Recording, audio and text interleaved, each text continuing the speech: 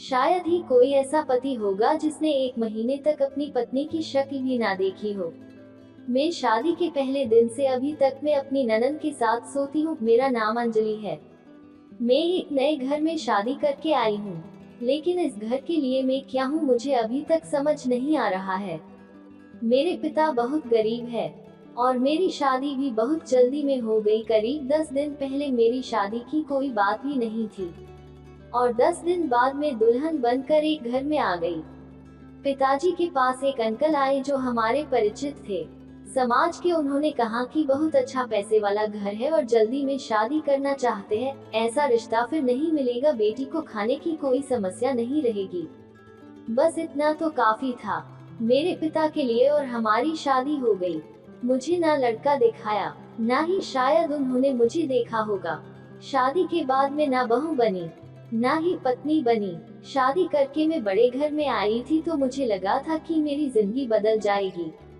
जिंदगी तो बदली, लेकिन दूसरी तरह से। यहाँ मुझसे कोई बात करना तो दूर, मेरी शक्ल भी पसंद नहीं करता है।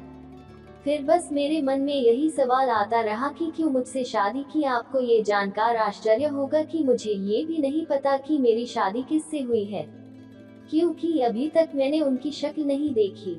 वो घर रहते ही नहीं थे, काम के सिलसिले में बाहर ही रहते थे।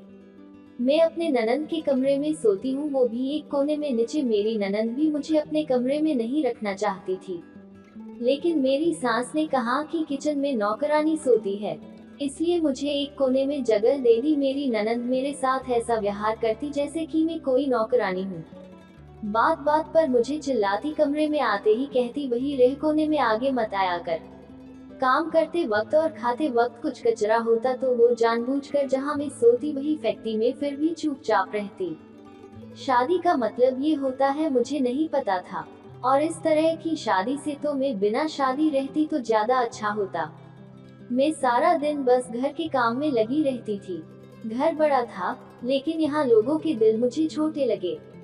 सुबह से शाम तक काम करना और रात को बिना आवाज करे नंद के कमरे में कोने में सो जाना, बस यही मेरी जिंदगी थी। मेरा घर वालों से नहीं, लेकिन घर में काम करने वालों नौकरानी से अच्छा रिश्ता बन गया था, क्योंकि आखिरकार मैं भी तो उनमें से एक ही थी।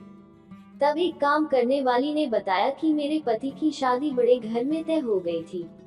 वो उससे प्यार भी बहुत करते थे, लेकिन फिर कुछ विवाद हो गया जिस कारण उन्होंने रिश्ता तोड़ दिया। सब कुछ तय हो गया था, कार्ड भी बांट दिए थे। तो घर वालों और मेरे पति ने जिद में आकर उसी समय और तारीख पर शादी की, उन्हें बताने के लिए। अब मुझे ये तो पता चल गया था कि शादी, क्योंकि मुझसे पहले कई लड़कियों को पूछा गया, लेकिन जब कोई तैयार नहीं हुआ था, मजबूरी में हम जैसे गरीब से शादी की गई। अपने अहंकार को रखने के लिए मैंने कुछ और दिन ऐसे ही बिताए। फिर मैंने सोच लिया कि ऐसे नहीं रहना है, एक बार अपना मुंह तो खोलना ही है। शादी की है तो मैं नौकरानी बनकर क्यों रहूं, फिर चाहे अंजाम जो भी हो, चाहे मुझे अपने घर वापस जाना पड़ा। ऐसे उनके आने का कोई समय नहीं होता था, लेकिन बहुत दिनों बाद वो आज घर पर थे और खाना वो अपने कमरे में खाने वाले थे। मैं खुद खाना लेकर उनके कमरे में गई। पहली बार था जब मैं उन्हें इतने पास से देख रही थी। मेरी तरफ देखा ही नहीं और उन्होंने कहा कि खाना टेबल पर रख दो। मैंने खाना टेबल पर रखा और उनके सामने रखी कुर्सी पर बैठ गई। वो एकदम से गुस्सा हो गए, बोले कौन हो तुम, ऐसे यहाँ बैठ गई।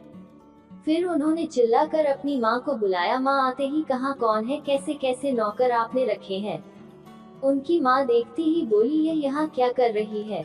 मैंने कहा क्यों, मेरे पति का कमरा मेरा नहीं है क्या। मेरी सास की आंखें फटी रह गई। उन्हें लगा कि मेरे मुंह में जबान भी है। मेरे पति की बोलती भी बंद हो गई। मेरे मुंह से ये सुनते ही मेरी सास वहां से चली गई। मेरे पति बोले उस समय जो हुआ हमने किया, जल्दबाजी में शादी करना थी। मैंने बोला शादी का मतलब आपको पता है।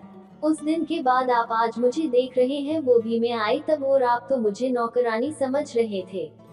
मुझे किसी सामान की तरह खरीद के लाए हैं ऐसा लग रहा है। आप अमीर होंगे लेकिन दिल आपके पास नहीं है। आपको पता है मैं कहाँ सोती हूँ, क्या करती हूँ, मेरे साथ कैसा व्यवहार हो रहा है। मुझे आपके बड़े घर में नहीं, आपके दिल में रहना था, जो कि शायद हो ना सकेगा।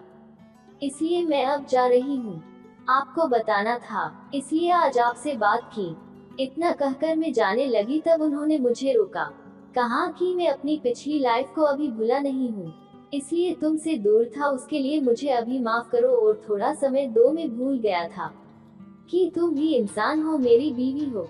आज से तुम यही कमरे में सो सकती हो और बहू की हैसियत से ही रहोगी, ना कि नौकरानी की। उस दिन से मैंने अपने लिए एक नया घर बना लिया था।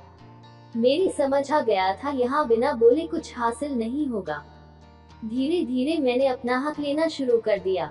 वो घर वाले मुझे बहू नहीं मानते थे, लेकिन मैंने मनवाना शुरू कर दिया। मुझे यकीन है धीरे धीरे वो भी मुझे पत्नी मानने लगेंगे। शुरुआत तो हो गई है। अब मेरी सास और ननंद भी मुझसे वैसा व्यवहार नहीं करते हैं।